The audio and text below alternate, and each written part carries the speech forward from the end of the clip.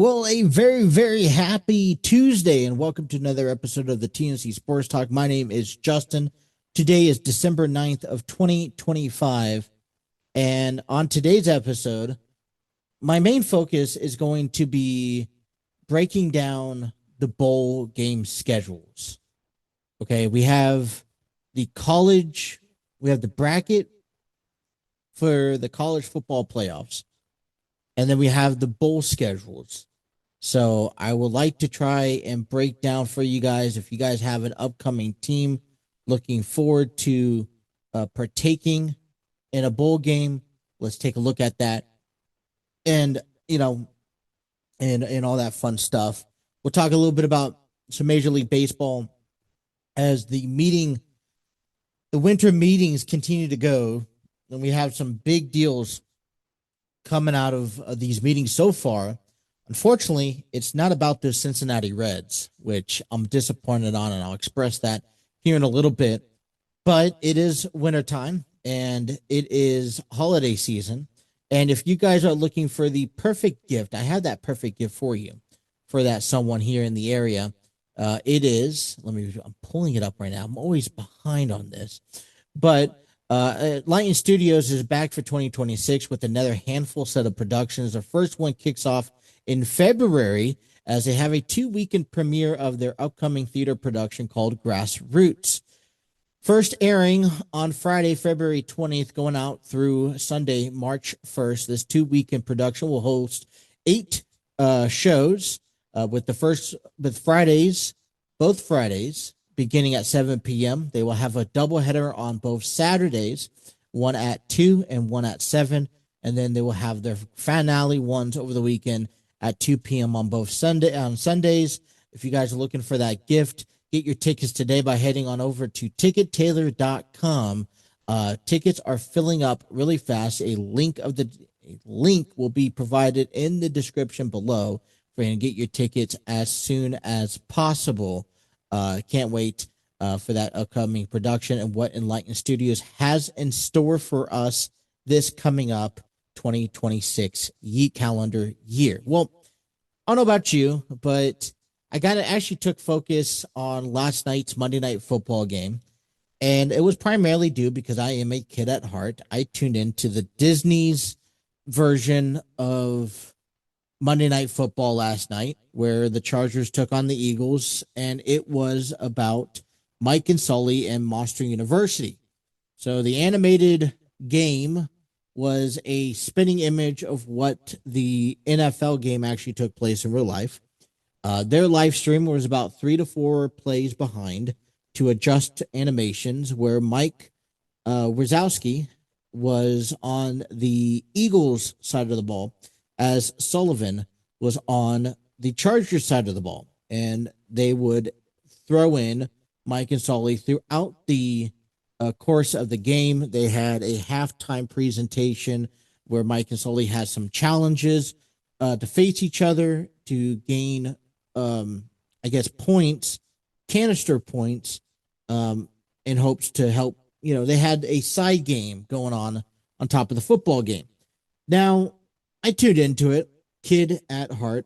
I gravitated towards this, and it was cute. It was actually pretty interesting. As a matter of fact, I enjoyed watching it. It was actually pretty fun to watch. They did a really good job incorporating characters from Monstropolis and in both Monster Inc. and Monster University, and I was just pleased by what I was seeing. So if you guys haven't got a chance to miss that, if you haven't gotten a chance to catch one of those displays that they do from time to time, you're really missing out, to be honest. And I got to give a credit to the commentating team that is commentating the football game, but is also commentating what's going on Monstropolis. So all that is part of it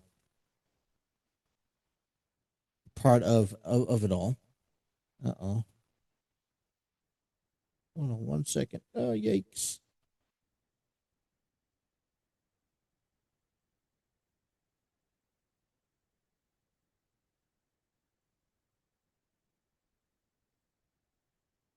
Um. Anyways, so I also got to give credit to Justin Herbert. I know this is the time of year. We're in December. It's the dog days of the football season. But reality is that players are going to play hurt. Well, unfortunately, uh, the Justin Herbert and the Chargers. Well, Justin Herbert went through surgery last Monday and um, ended up playing the last night's game. Had it all taped up.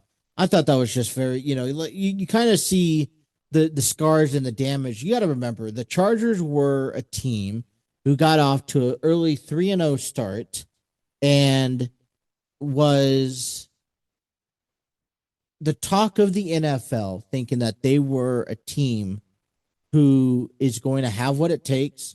They are going to beat the Chiefs and they are going to run away with this division. Well, in fact, in hindsight, things kind of settled down very quickly for the Chargers after they went 3-0 against their division to begin the year.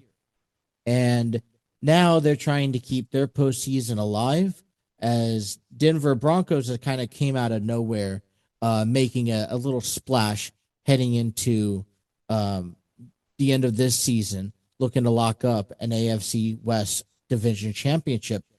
The bigger question is how the Chargers and the Broncos keep the cheese out of the postseason, and it looks like that becomes more of a reality over the next few weeks.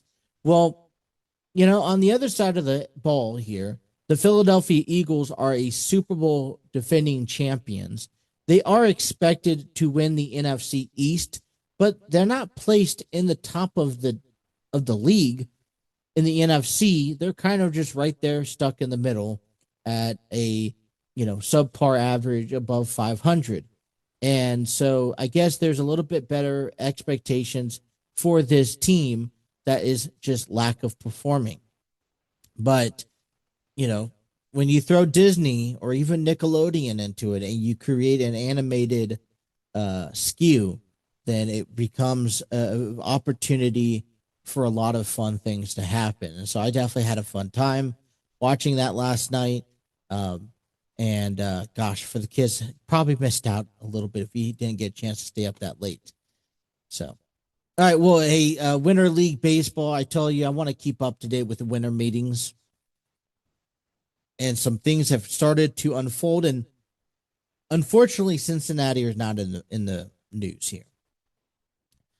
Kick things off with a bang here during the winter meetings. Kyle Schwarber has agreed to return to Philadelphia and play for the Phillies with a record 5-year, $150 million contract. That is absurd.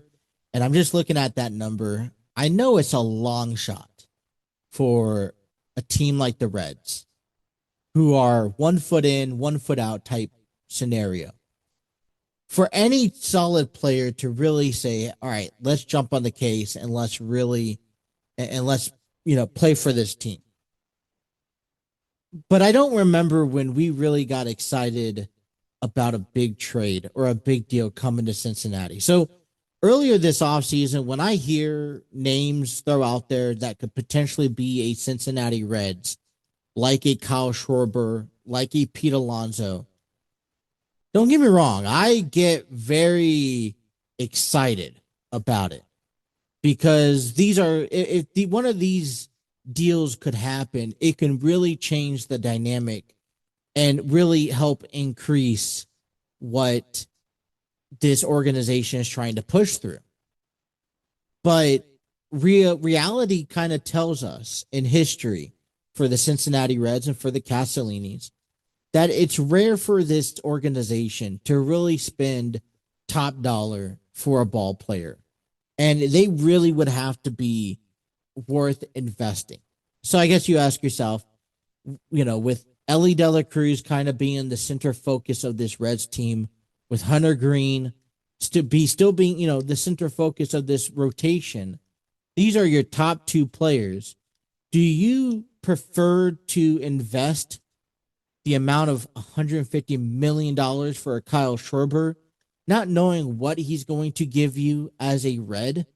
Or do you maybe just stay homegrown and see, well, maybe we could cut a deal with Ellie De La Cruz or Hunter Green for a long-term contract? And the point I'm trying to make is that, look, I know Kyle Schwarber used to live close by. He was born and raised not too far from here. It would be something spectacular to see a Schwarber out there sign for the Reds and believe in this organization, that we're just missing that link, and he believes he's the missing link.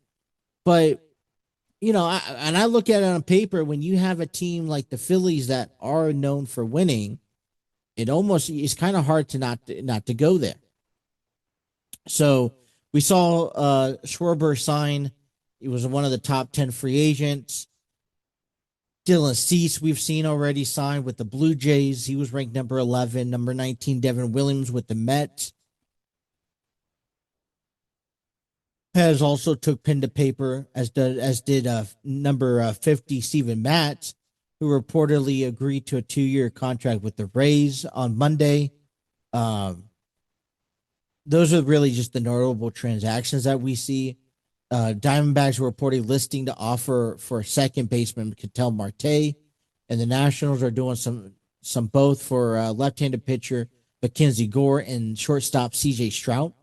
Padres, for their part, are reporting open to move right-handed pitcher Nick Pivetta, following the best season of his career so far.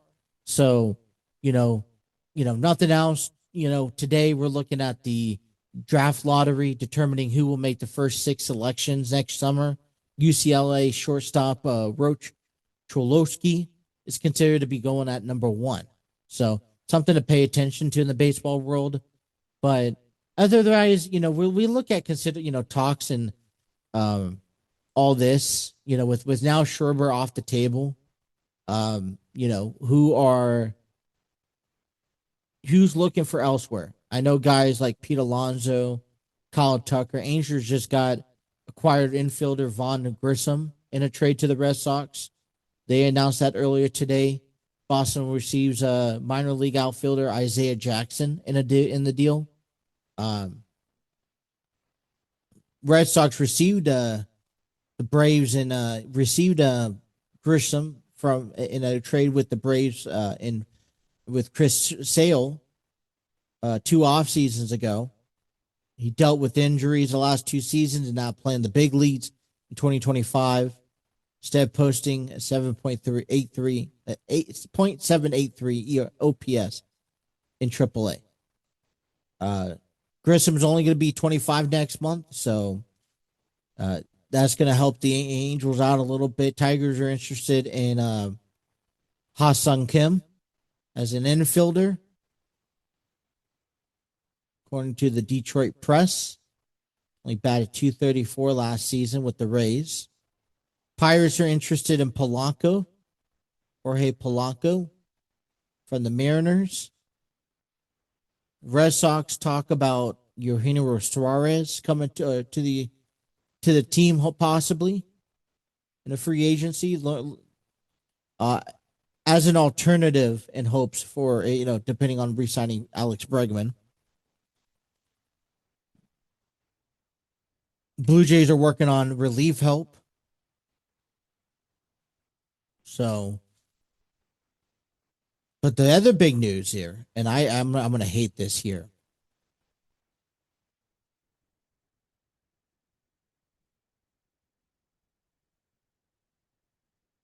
Is going to have to be the Los Angeles Dodgers. The 2-time World Series champions are added one of the game's best closers. Dodgers and Edwin Diaz have agreed to a 3-year deal, $69 million contract, according to ESPN. Dodgers closers had all problems last season. In 2025, Tanner Scott, last year's big free agent pickup, struggling with home runs. The club leaned on Roki Sasaki in the 9th inning in the postseason. And when push came to shove in Game 7 of the World Series, Yoshinobu Yamamoto was on the mound to finish things off. Diaz gives the Dodgers a steadier hand in the 9th inning. It's like, man, the Mets signed Devin Williams to a 3-year deal, $51 million during the offseason. And so he's probably going to most likely take over as a ninth inning, deal. But this is, you're moving out from East Coast to West Coast.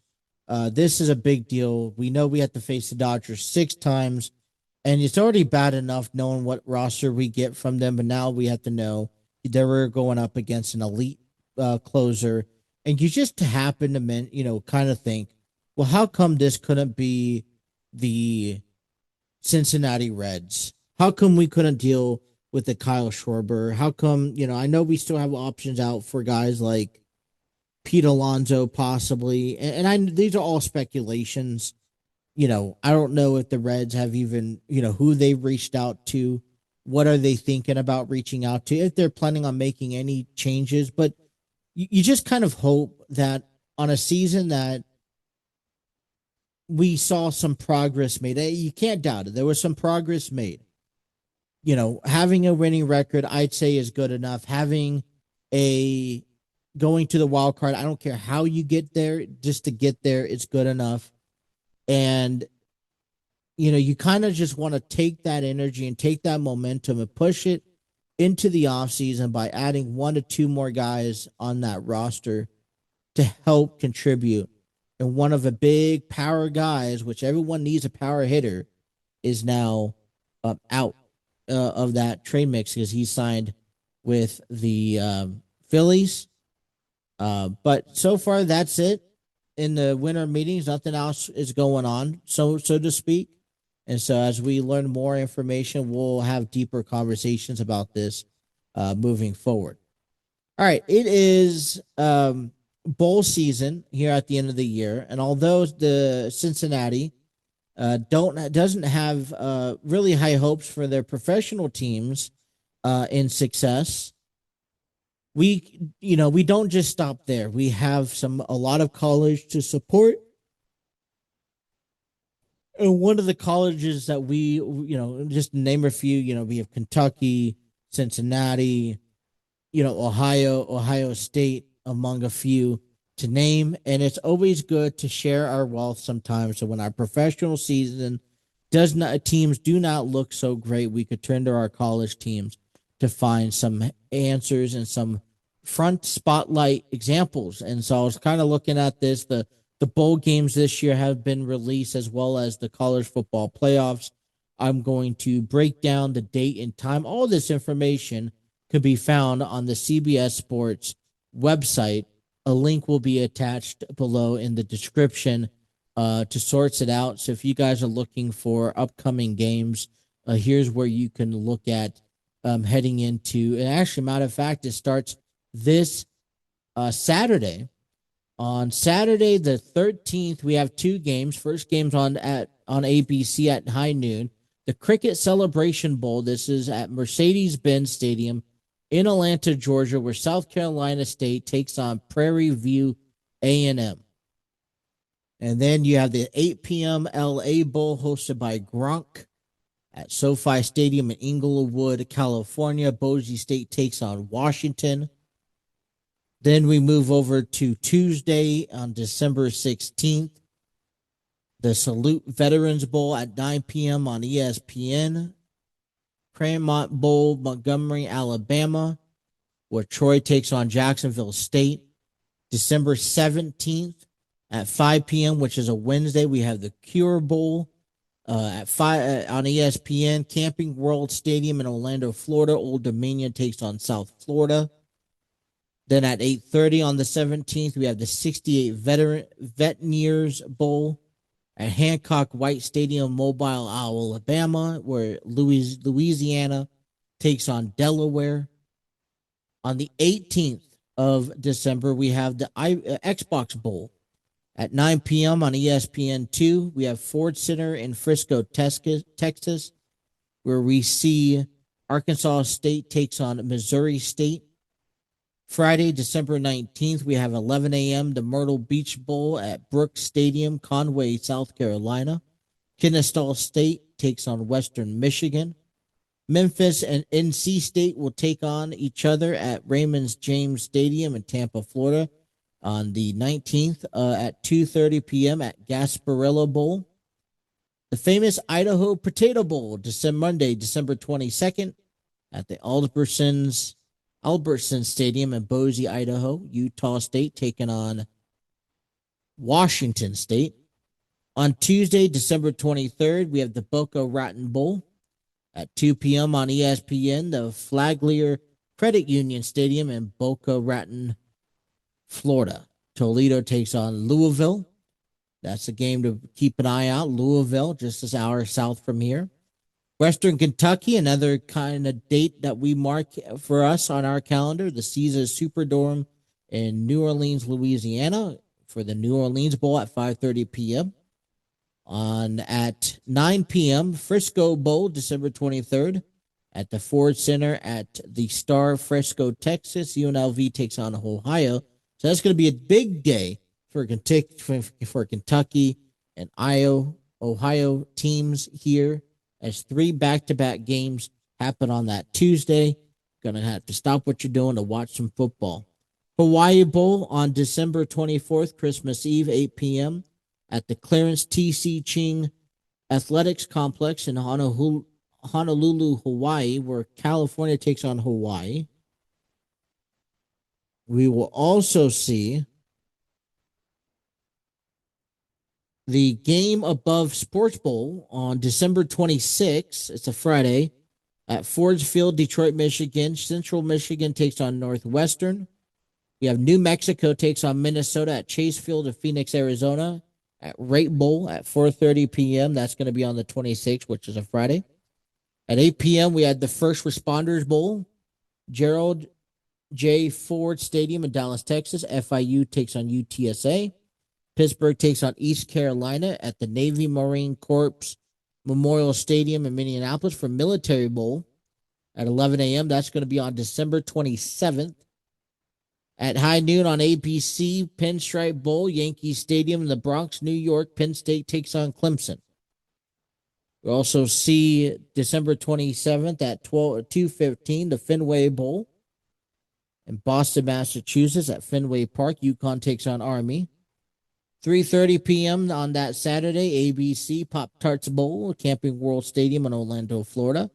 Georgia Tech takes on BYU. And if I did I read that correct? Camping World Stadium. So Camping World Stadium will get two stadium bowls. Wow. Okay. Snoop Dogg Arizona Bowl presented by Gin and Juice by Dre and Snoop at 4:30 p.m. on the CW on Saturday, Arizona Stadium in Tucson, Arizona. Fresno State takes on Miami, Ohio. Mark your calendars for that. North Texas takes on San Diego State at the Mexico Bowl at the Branch Field and University Stadium, Albuquerque, New Mexico. That'll be at 5:45. At 7:30, we have the Gator Bowl, Everbank Stadium in Jacksonville, Florida. Missouri takes on Virginia. We have LSU takes on Houston at the Texas Bowl, 9:15 at the NRG Stadium in Houston, Texas. On the 29th, which is a Monday, Birmingham Bowl, we have Protective Stadium in Birmingham, Alabama. Georgia Southern, Application State. On Tuesday, December 30th, 2 p.m., we have Independence Bowl, Independence Stadium, Shreveport, Louisiana. Coastal Carolina versus Louisiana Tech. Tennessee and Illinois will take on against each other at the Music City Bowl at 5:30 p.m. at the Nissan Stadium in Nashville, Tennessee. We will also see the Alamo Bowl on New Year's Eve at 9 p.m. Alamodome, San Antonio, Texas. USC takes on TCU. December 31st at noon, Wednesday, the Rally Quest Bowl in Raymond James Stadium. They're getting in second bowl. Vanderbilt in Iowa first takes on Iowa on New Year's Day. At 2 p.m., the Tony the Tiger Sun Bowl Stadium, El Paso, Texas. Duke versus Arizona State. December 31st at 3 p.m., we have the Citrus Bowl, where Camping World Stadium gets a third game. Michigan takes on Texas. December 31st, Las Vegas Bowl at 3:30, Allegiant Stadium in Las Vegas, Nevada. Nebraska takes on Utah. On Friday, That's all on New Year's Eve. On the second day of New Year's Day, we have Arms First Bowl at 1 p.m. or Arms Carter Stadium in Fort Worth, Texas. Texas Tech taking on Rice. The game that we're marking on our calendar is on Friday, January 2nd at 4:30 p.m. on ESPN. Liberty Bowl, where Simmons Bank Liberty Stadium, Memphis, Tennessee, will take as Navy takes on Cincinnati.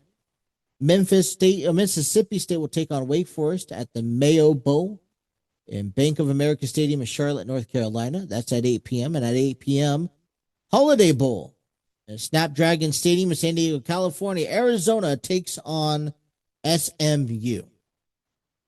That was a lot. Like I said, I'm going to post all that in the link underneath the description. And I'm looking at these bowl games, and I got to tell you, there's going to be some exciting ones coming up. I know I have the Holiday Bowl kind of linked on, circled on my calendar. I have Cincinnati. That's the next one here that I'm looking for. I want to watch the Michigan and Texas at the Citrus Bowl. Okay. I want to watch USC taking on TCU at the Alamo Bowl. I think that's going to be a good one. And, you know, I want to make sure we give ourselves some credit to our Cincinnati Bearcats football program this season. You know, this is their first bowl game underneath a new conference. And I think that, you know, listen, the conference, the Big 12, you know, is a serious conference. It's not a walk through the park. And I know it doesn't have Ohio State and Michigan. And we're working our way up towards it. But, you know, when you jump into a new conference, I feel like you have to prove yourself, and having enough, you know, being able to represent your conference in these bowl games, I think is important to do. And, you know, people say, well, they could opt out, players opt out. I say play them, because you never know who's watching. You never know if this could really help your case to get into the NFL at some point. I mean, I just think that there is something to be said about a bowl game, that I wish there was a little bit more integrity that gets played in these games. Instead of sometimes you don't see these games are taken as seriously. College football playoff begins December 19th, which is next Friday. Unfortunately, I'll probably be able to watch the first one, but that second one's going to kind of have to bypass me, as I have some stuff going on that evening. On December 19th, which is a Friday, at 8 p.m. on ABC, number 9 Alabama takes on number 8 Oklahoma. On Saturday, we have 3 games, as we have in the first round at noon on ABC. We have Miami take on Texas A&M. At 3:30 p.m., TNT has number 11 Tulane taking on number 6 Ole Miss. And at 7:30 p.m. on TNT, number 12 Madison taking on number 6 Oregon. The winners of those games will advance to the quarterfinals. The first game will be held at the Cotton. It will be I think it's the Cotton Bowl quarterfinal in Arlington, Texas.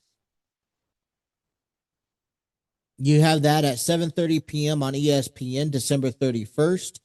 Ohio State will take on the winner of the winners of Miami and Texas A&M, where on New Year's Day, we have 3 games. We have the Orange Bowl, I think that's what it's called. Yep, Orange Bowl in Miami Gardens, Florida at noon. Number 4 Texas Tech will take on the winners of James Madison or Oregon. The Rose Bowl in Pasadena, California will be at 4 p.m. on ESPN. Number 1 Indiana will take on either Alabama or Oklahoma. And then at the Sugar Bowl, we will have Georgia, number 3 Georgia at 8 p.m. on ESPN will take on either Tulane or Ole Miss. The winner of those games will advance to either the Fiesta Bowl in the semifinals or the Peach Bowl. And then that will be on January 8th and January 9th, which is a Thursday, Friday. And then we will see on Monday, January 19th, college football national championships in Miami, Florida. So we have our work cut out for us. The one thing that I will express to you that I don't like, okay, is that the first playoff game is held Friday, December 19th, and then you have December 20th. And then you get about a week and a half off before you play the quarterfinals. And then from there, you get about another 8-9 days off before you play the semifinals. And then you get about another 10 days before you play. And the championship is on a Monday, which is fine by me. But why don't we see, and I understand January 1st having in December 31st being the quarterfinals. That's kind of, for me, that's tradition. But I see January 8th and 9th on the calendar, and I'm just questioning why. Just why? Like, why can't you put this on a Friday, Saturday, or even just both on the Saturday, where you know that it's going to take priority more than anything else? And let me just look at this real quick, because I think I have the reasoning, and I'm just gonna. I really don't care what the reasoning is, to be honest. Let me see here. And I think that's because week 18. Well, when is week 18? Well, we have week 15 here now. We just look it up, do some homework for you guys. So week 18. So we have week 15 coming up this week, and that's the 14th. Week 16th is the 21st. Week 17th is the 28th. And so yeah, you would have technically, you're getting into Saturday, which is the first week of the NFL playoffs. So, I guess I understand why you would have it on Thursday or Friday. I think having it during the weekday kind of loses potential viewerships when you could probably have it under prime time. And I know you're not going to want to compete with the NFL, but maybe having it in a time slot where it's different. I don't know. Usually Saturday games are played later in the day. They get 2 games on Saturday, 3 games on Sunday, and 1 game on Monday. So maybe have it early Saturday. I don't know. But with that being said, I'm looking towards the Cincinnati, Kentucky games that are postponed. I'm actually putting them on my calendar right now. But it's going to be interesting. Some new teams here. As we see Texas A&M, Ole Miss, Tulane, James Madison. And what I like about this is it kind of just opens up for anybody and for anyone to have a chance to win college football playoffs. And that's what I really enjoy the most about it. But with that being said, what games are you guys looking for here this season or this bowl season? What games are you looking forward to in the college football playoffs? Let me know down in the chat. I would love to hear what you guys have to say and your opinions. Is there any deals that the Reds could possibly do or have during the winter meetings and before the new calendar year? We talked about a couple wish lists. Maybe we'll revisit that later this week. But if you guys want to get involved, I encourage you guys to get involved here and come chat with us, communicate. I want to hear what you guys have to say, possibly become a possible guest on our show. Be sure to head on over to our YouTube page at the TNC Sports Talk YouTube channel and check out the community section where you'll get a chance to leave your comments down below, and I'll be able to read them and get back to you, possibly even have you on or share your thoughts. That is all the time I have for you guys today. I want to thank everyone for tuning in. Wherever you guys are getting your podcast at, I would like to start publishing Monday through Friday at 7 p.m. If you guys are looking for a set time slot from when I have this episode published, and then other than just random. So that's something I'm looking forward to.